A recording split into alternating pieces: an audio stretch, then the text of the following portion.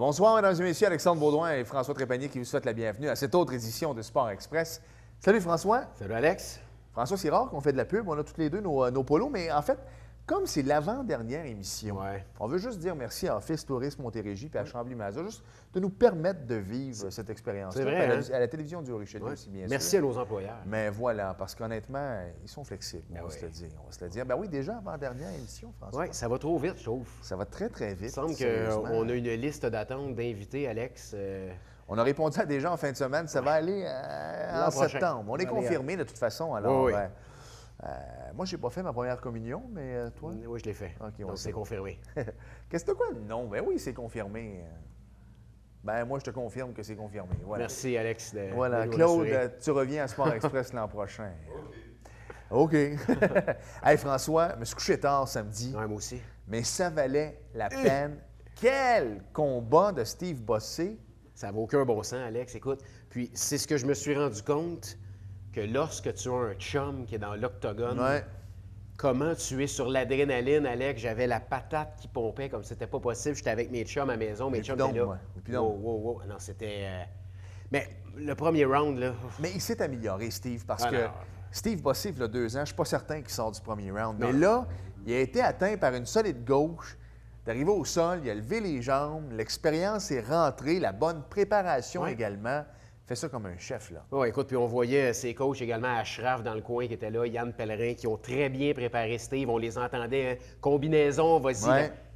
Ça a l'air de rien, là, mais en français, avec l'autre en anglais, Steve gagnait des points avec ça, là. Je pense que oui aussi. Puis en même temps, je pense qu'il a bien géré le combat, mais l'autre, j'avais l'impression de voir un combat Bossé-Mirasti. Écoute, c'était une machine à encaisser, Alex. Ouais. C'était une machine à encaisser. Puis j'écoutais Steve à la radio tantôt, je ne sais pas si tu as écouté, qui disait il a la main enflée tellement l'autre avait un visage et une tête dure. Puis Christy, il n'a pas tombé. Non, il n'a pas tombé, pas du tout. Mais en tout cas, ça a donné un bon combat. Bravo à Steve. Si Fight of the night. Oui, Fight of the Night. Donc 50 000 à lui, 50 000 à son opposant également. Alors, si mes calculs sont bons, c'est pas loin du 100 000 en fin de semaine pour Steve Bossé. US. Bien content pour lui, sérieusement. Il va pouvoir se reposer. Un petit scoop, puis il sera avec nous la semaine prochaine. Oui, c'est des grosses chances. C'est confirmé. Steve va être avec nous la semaine prochaine. On vient de lui parler par texto. Alors, bien content. On te lève notre chapeau, mon cher.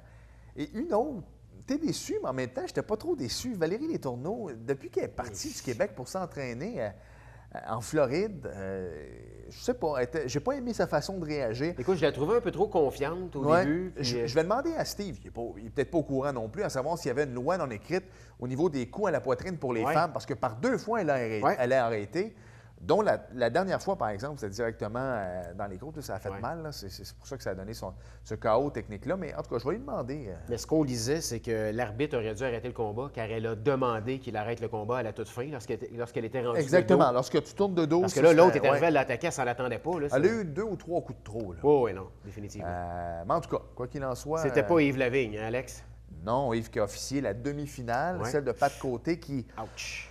Ouais. Ça sent la fin, je pense. Ça sent la fin. Aujourd'hui, on lisait dans les journaux qu'il réfléchit à son avenir, mais c'est tout un combattant. Lui aussi. Non, écoute. De toute façon, pour faire ça, il faut être fou un peu. Il faut aimer ça. Puis Georges Saint-Pierre qui en parle de plus en plus ouvertement, qui veut faire un retour.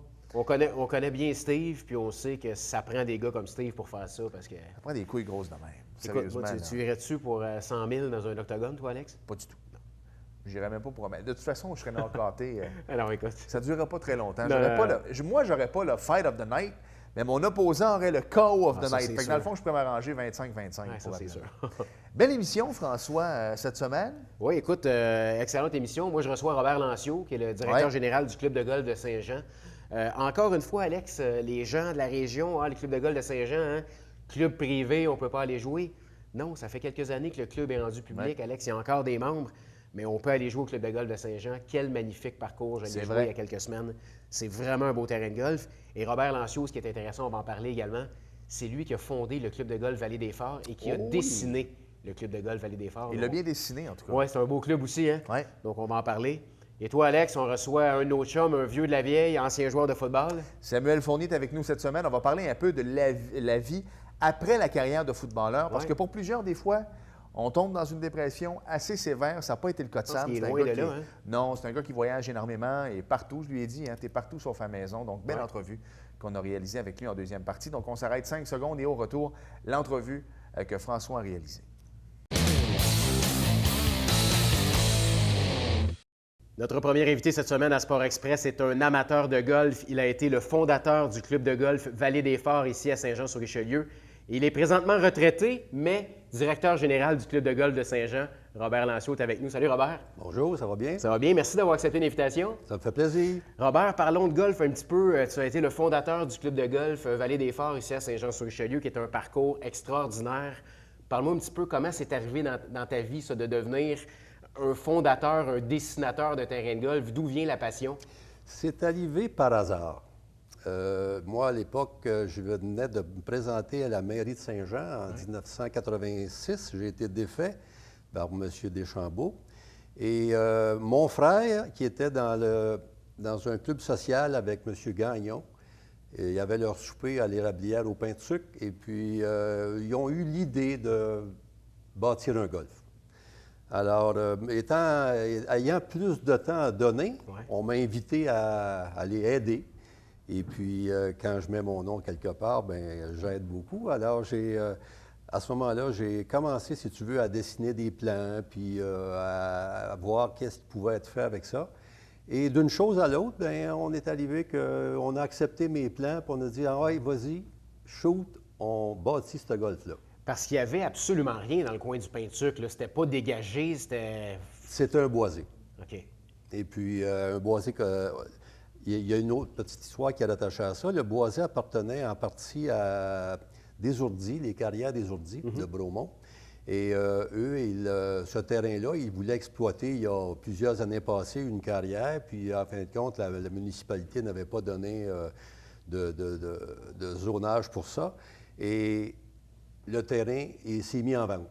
Et on a fait une offre ridicule et on ne pensait jamais que ça serait accepté. Mais c'était accepté. Puis c'est à partir de ce moment-là que le projet a débuté très, très lentement parce qu'on a été refusé une première fois à la Commission de protection du territoire agricole. Okay. Et on est retourné en appel et puis là, on a gagné. Puis à partir de ça, là, lentement aussi, on m'avait donné un budget de 5 000 $ pour déboiser un trou. OK. En fin de compte, je n'avais fait 2 avec ce 5 000 $-là. Alors, on m'a dit, ah ouais, vas-y, ça va bien. Et c'est là que ça a parti vraiment. Ça a pris combien de temps quand on pense, là, une fois que les plans sont faits, bon, bien, on commence, on va déboiser, de bâtir un terrain de golf? Ça prend combien de temps? Écoute bien, à partir du moment où c'est qu'on a eu l'autorisation de la Commission de la protection du territoire agricole et que le plan, que j'ai proposé le plan aux actionnaires, ça a pris environ 2 ans et demi. OK. On entend souvent les noms de Graham Cook au Québec qui dessinent des terrains de golf, des grands dessinateurs. Comment Robert Lancio a réussi à dessiner un terrain de golf comme ça quand on ne se le cachera pas, tu n'avais pas d'expérience là-dedans en tant que designer de parcours? J'avais pas d'expérience et puis je vais te dire, encore aujourd'hui, je touche du bois, j'ai réussi, mais j'ai des gens qui se sont associés avec moi, qui m'ont fait confiance sur quelqu'un qui n'avait jamais bâti un terrain de golf.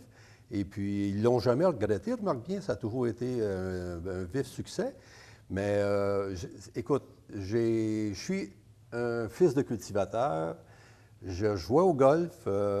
Si tu veux, j'avais cette passion-là d'aménager des trous. Puis, à un moment donné, mon plan, je l'ai trouvé beau. Je l'ai proposé aux actionnaires. Puis, on dit, ah ouais, vas-y, on bâtit. Dernière question avant de parler du club de golf de Saint-Jean. Ta première réaction, ton feeling lorsque tu as frappé ta première balle au club de golf Vallée des Forts? Ah, ben, c'était quelque chose de sensationnel. C'était un souvenir, une fierté, une sensation extraordinaire. Surtout que, écoute, tu es au courant qu'il était tourbé entièrement, ce terrain-là. Quand j'avais annoncé dans le journal local, dans le Canada français, qu'on était pour tourber le terrain de golf, il y a des gens qui m'arrêtaient sur la Grande Rue, ici, à Saint-Jean, qui me disaient « Compte pas ça, tu fais rire de toi. Ça se tourbe pas, un terrain de golf. » Bien, je l'ai tourbé, puis j'ai prouvé que le tourber coûte pas plus cher que de le semer, parce que tu joues tout de suite, hein? Tu n'as pas d'attente d'1 an avant de jouer, tu joues le lendemain que c'est tourbé. Alors, ça a été fantastique. C'était, écoute, je pense qu'il n'y a pas grande personne qui peuvent avoir le feeling que moi, j'ai pu avoir là, de partir scratch dans un boisé et arriver avec un résultat semblable. Bien, félicitations. J'en suis très fier. Je comprends, c'est de toute beauté comme terrain. C'est un terrain que j'adore aller jouer. Tout comme le club de golf de Saint-Jean, où Robert Lancio est rendu directeur général du club de golf de Saint-Jean. C'est arrivé comment, ça? Ah, c'est vraiment spécial.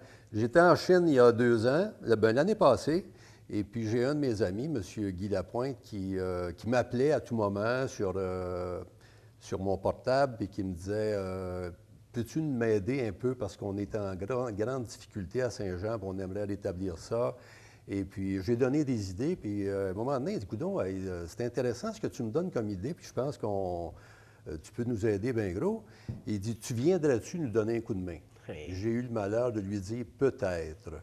Et à partir de là, il ne m'a pas lâché. Il faut que tu viennes, puis on va te payer ton billet d'avion. Viens nous rejoindre. Et puis, c'est comme ça que c'est arrivé. OK, c'était du sérieux. C'était du sérieux. Et là, vous êtes encore là. Toute l'équipe au Club de golf, je pense que vous faites tout un travail parce qu'on a mentionné hors d'onde, il y avait tout un déficit au Club de golf de Saint-Jean, puis ça s'en vient très bien. Là, ça s'en vient très bien. Écoute bien, il y a encore beaucoup de travail à faire à ce niveau-là. Sauf qu'on a mis en place, si tu veux, des systèmes qu'il y a des meilleurs contrôles. Et on a coupé du personnel beaucoup, on a coupé dans la cuisine, on a maintenant un traiteur qui vient faire des grands événements. Si tu veux, associé à des gens autour qui sont solides puis qui sont capables de faire la job. Comment on fait pour convaincre une clientèle dans le Haut-Richelieu qui a toujours eu la mentalité « Ah, le club de golf de Saint-Jean, c'est privé, on ne peut pas y aller ». Comment on fait pour aller les chercher maintenant, ces gens-là? Écoute, l'année passée, moi, j'ai établi la promotion découverte. La promotion découverte, c'était pour réattirer les gens de Saint-Jean, pour qu'ils sachent que le club de golf de Saint-Jean, maintenant, est ouvert au public. Alors, on a, si tu veux, en début de saison, on a fait une promotion à 40 $, taxes comprises, la voiturette comprise, et beaucoup de gens qui allaient jouer à l'extérieur sont commencés à venir jouer à Saint-Jean, puis ont vu que c'était ouvert réellement au public et que tu pouvais aller jouer à 40 $, c'était vraiment donné. Et je pense que l'année passée, on a démontré aux gens de Saint-Jean que oui, c'est ouvert, puis venez jouer sur votre terrain. Vous avez un des plus beaux terrains, si tu veux, de la région. Alors, venez jouer à Saint-Jean. Pour les golfeurs qui regardent l'émission, parce qu'on est diffusé un peu partout, également sur Internet, qui n'ont jamais joué à Saint-Jean, à quoi on va s'attendre comme défi de golf au Club de golf de Saint-Jean? Vous allez vous attendre à un terrain qui est mature, il va avoir 95 ans l'an prochain, des arbres matures, des beaux dénivelés, un terrain magnifique, des beaux verts, des belles allées. Je pense qu'il y a tout ce qu'il faut pour attirer des gens en grand nombre. J'asais avec quelqu'un l'autre fois, on parlait des plus beaux trous de golf au Québec. On s'entend que le trou numéro 16 au Club de golf de Saint-Jean-sur-Richelieu est, tant qu'à moi, un des plus beaux au Québec. Un des beaux trous au Québec, écoute, directement sur la rivière Richelieu. Puis c'est sûr que si à l'époque j'avais été là, on aurait pu emmener le 15 aussi sur le bord de la rivière, puis du 15 au 16, longer la rivière complètement.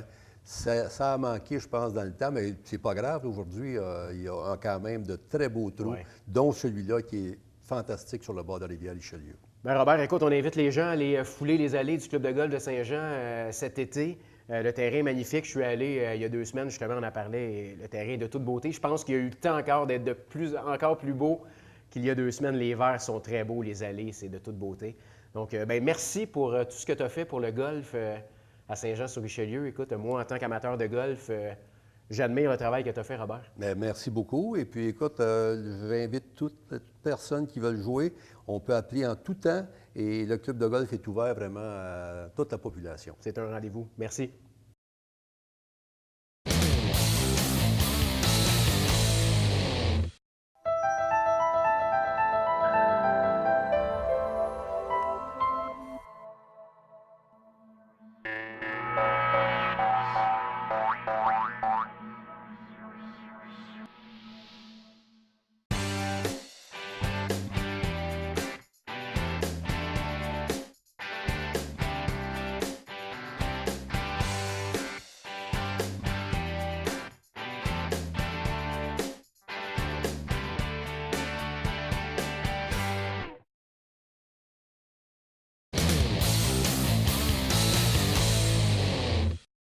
Nous sommes de retour à Sport Express. Vous vous souvenez sûrement de sa dernière entrevue, pleine d'émotions alors qu'il annonçait sa retraite. Et là, on veut parler un peu de la vie après le football. Samuel Fournier, notre invité. Salut Sam. Salut, ça va? Ben oui, ça va très, très bien. Merci. Merci d'avoir accepté l'invitation parce que moi, je te suis pas mal sur Facebook, puis tu es partout sauf à la maison, honnêtement, depuis la retraite. Tu te promènes pas mal?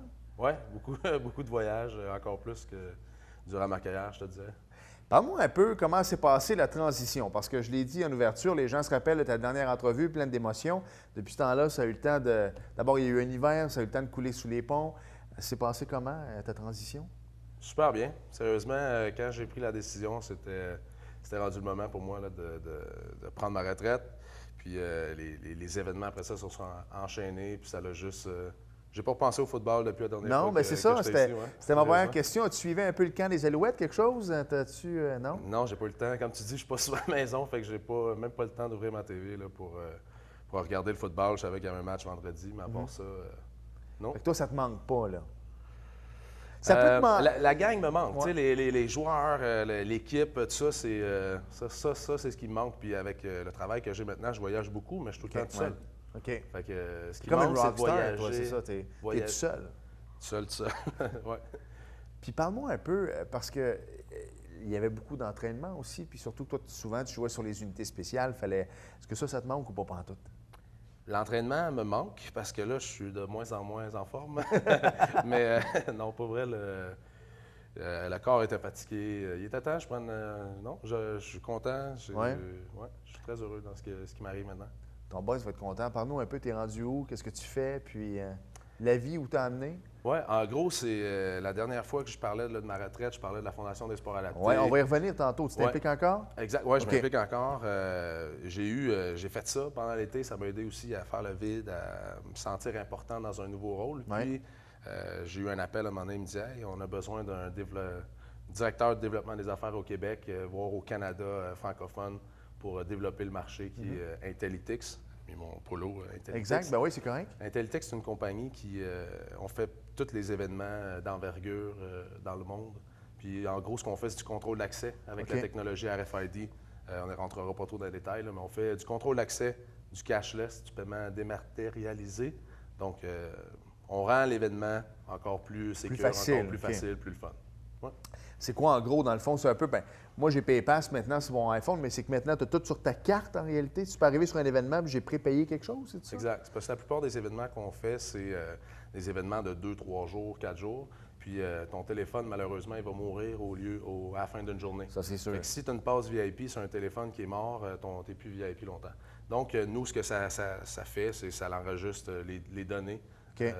justement, de ta passe VIP, ça donne l'accès à des fonds que tu as préloadés, si on pourrait dire, là, sur un compte. Donc, c'est ton argent, c'est ton portefeuille, c'est ton Facebook que tu vas aussi connecter avec le bracelet. OK. Donc, quand tu arrives sur le festival, tu es prêt à avoir tes accès VIP, GA, whatever, ou consommer à chacun des vendeurs au lieu de sortir de l'argent. Tu vas cliquer ton bracelet. Puis aussi, tout ce qui est des photo booths qu'on est habitué, là, on veut dire qu'on est à tel événement. Ouais. Bien, finalement, au lieu de te prendre en selfie ou ainsi de suite, tu peux juste cliquer ton bracelet, il y a une machine qui te prend en photo, puis ça dit que tu es au Festival des Montgolfières, exemple. Bien, il y en a plusieurs festivals qui vont commencer bientôt. Mon international de Montgolfière au mois d'août. Mais est-ce qu'on va pouvoir te voir, je ne sais pas moi, à des places comme le Rockfest ou encore à Oshéaga cet été? Y a-tu des... Oui, parce que ma job, mon travail en gros, c'est d'aller rencontrer chacun des événements. Fait que OK. moi, cet été, c'est. Depuis avril, ce que je fais, c'est que j'emmène des clients à chacun des festivals qu'on fait déjà. OK. Puis cet été, c'est vraiment d'aller à tous les festivals pour voir comment que ça fonctionne du côté opérationnel, puis de voir comment que ma technologie serait bonne dans un festival. Fait que oui, je vais continuer de faire tous les festivals. Là, ça continue. Il y en a pas mal au Québec, on va se le dire. là. Je les fais toutes, c'est ça. Ben, le plus possible. Puis au Québec, à Ottawa, à Toronto. OK. Fait que vraiment, c'est ça que je fais. Je fais des festivals pour voir l'expérience client puis essayer d'avoir les informations pour l'améliorer l'année d'après. Samuel, au-delà de tout ça, tu as pratiqué une passion pour toi qui est le football depuis plusieurs années avec le Rouge et Or, les Alouettes, les Tiger Cats, les Eskimos, tout ça. Ça t'a permis de quand même de faire un sport d'élite à haut niveau, d'être payé pour ça. Mais souvent, on se rend compte à quel point on est chanceux lorsqu'on fait du bénévolat. Tu en as parlé tantôt au niveau de la Fondation des sports adaptés. Parle-moi-en un peu, c'est venu te chercher, ça. Oui, super gros me chercher. C'est arrivé au bon moment avec Steve Charbonneau. C'est sûr, quand tu as un directeur de la fondation qui est Steve Charbonneau, qui est un mentor quand tu es jeune ou qui est une personne que tu regardes, que tu admires en tant qu'un jeune joueur de football. Puis là, c'est lui qui vient te chercher et dit « Hey Sam, j'aurais besoin d'aide à Saint-Jean pour grossir une fondation. » Moi, tout de suite, c'est venu me... samedi, j'étais avec Starlight encore. Je suis très impliqué. Moi, ce qui m'a... Puis je l'ai dit quand j'ai pris ma retraite, c'est jouer avec les Alouettes, ça m'a permis de parler de mon rêve, de dire qui j'étais finalement, puis de dire que j'ai envie de m'impliquer dans ma société. Puis autant que les festivals qu'avec les fondations, je m'implique dans ma société finalement.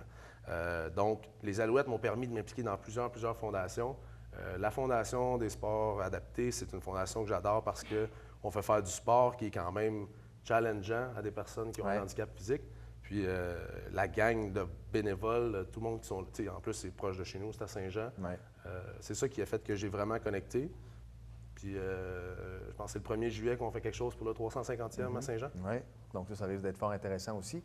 Tu as porté le maillot des Tiger Cats plus longtemps, mais même si tu as porté celui des Alouettes un petit peu moins, ça t'ouvre quand même plein de portes quand même. On peut dire l'ancien joueur des Alouettes. C'est sûr que ça ouvre des portes. J'étais au Festival du Grand Prix sur Crescent. J'ai fait le Pit Stop Challenge comme les célébrités en étant qu'un ancien Alouette. T'sais. Je pense que si j'avais été un ancien Tiger Cat, ça aurait moins passé bien dans les médias, mais que j'aille joué un match ou un mois avec les Alouettes, oui, on peut dire que je suis un ancien Alouette. J'aurais aimé ça avoir une carrière plus longue à Montréal pour avoir eu la chance d'encore plus être connu dans les médias, tout ça, mais la carrière de football était assez longue. Donc, l'avoir terminé avec Montréal, oui, ça m'ouvre des portes. Justement, ça m'a ouvert les portes avec cet emploi-là. Cette compagnie-là, exact.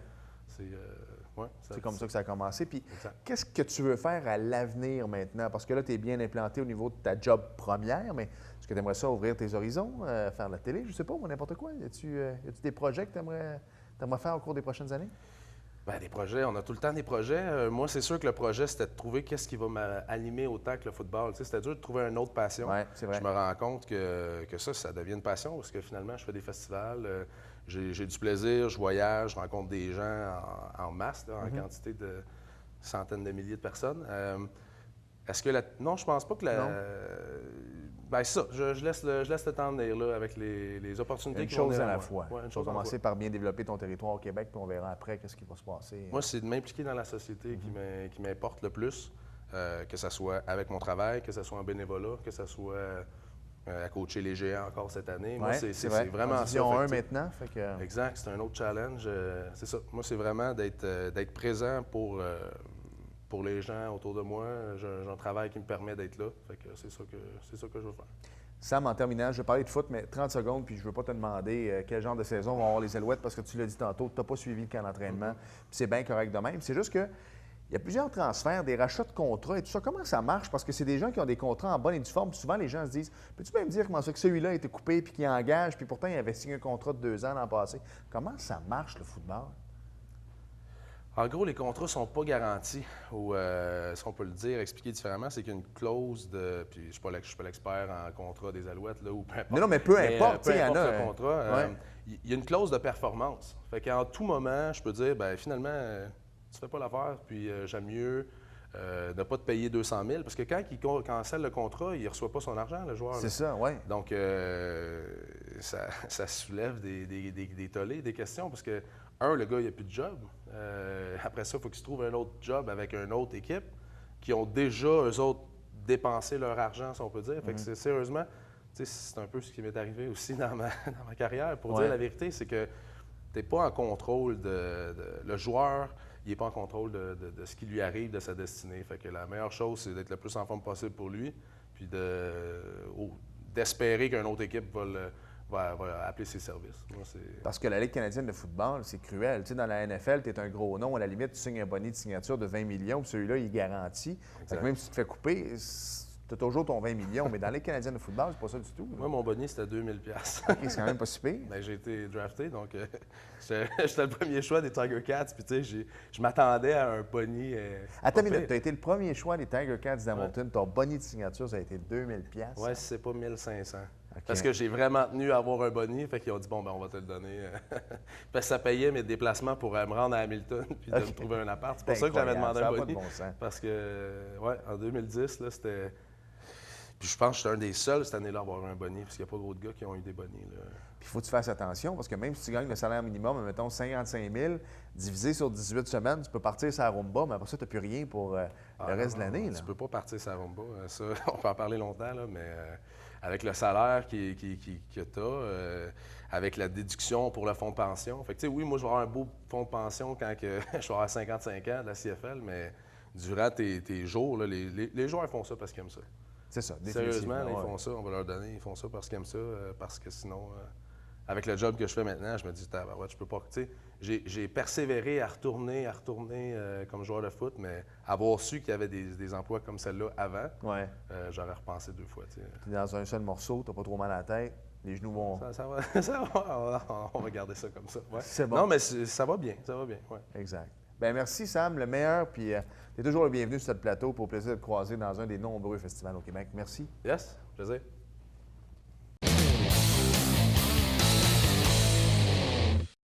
Nous sommes de retour à Sport Express. François, quel début de saison pour les Pirates Maçonnerie Pro Conseil? Incroyable comment ça va bien, Alex. Ouais. Et là, on est chanceux. Ils jouent à Saint-Jean en fin de semaine. Yes. Programme double samedi contre les Cascades de Shawinigan à compter de 16h. Et le lendemain, dimanche, ça se passe contre Saint-Jérôme à 19h. Tout ça juste ici au stade Richard-Lafontaine, Alex. Oui, monsieur. De la bonne balle. Ouais. François, la semaine dernière, la série sprint de NASCAR a fait relâche parce que c'était la fête des pères. Les activités vont reprendre dimanche prochain à 15h sur le circuit routier Sonoma Raceway en Californie pour la présentation du Toyota Save Mart 350. Et à noter, mon cher, la participation de Patrick Carpentier qui prendra le volant de la Ford numéro 32 Can-Am de l'écurie Go Fast Racing. Quoi, ça me donne le goût de le regarder. Hein? Ça peut pas être un meilleur gars. Ouais. Je lui souhaite all the best. Merci François. Merci Alex. Merci à vous d'avoir été là. Et à la semaine prochaine. Bye bye.